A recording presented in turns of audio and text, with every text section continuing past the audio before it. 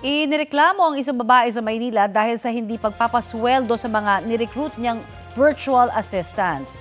Ang kanyang paliwanag sa balitang hatid ni Jomer Apresto.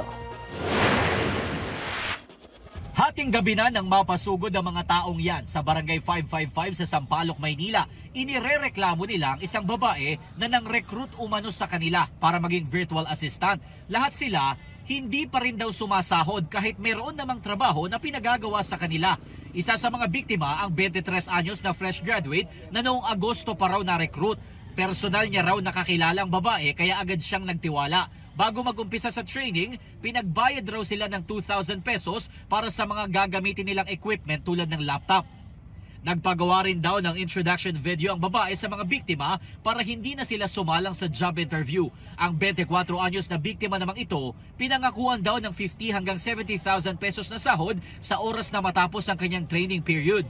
Dahil nangangailangan din po ng work, gusto din maka-earn ng extra, pinasok ko po talaga siya kasi yung offer niya is maganda.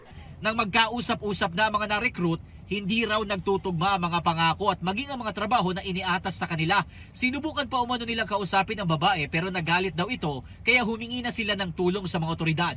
Nalaman din nilang ang mga trabahong ibinigay sa kanila, workload pala ng babaeng kumuha sa kanila.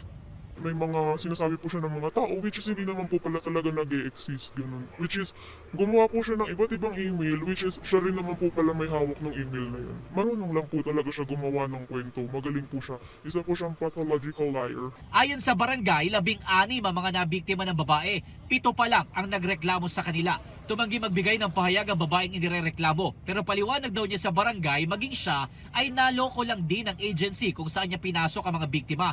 Kaya kumbaga sabay-sabay daw silang naloko. Hindi lang ang problema daw, hindi niya raw na paano ipapaliwanag sa mga ano na yun, sa mga na-recruit na trabaho kung paano niya sasabihin na naloko sila.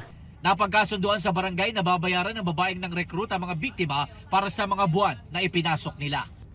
Jomer Apresto nagbabalita para sa GMA Integrated News.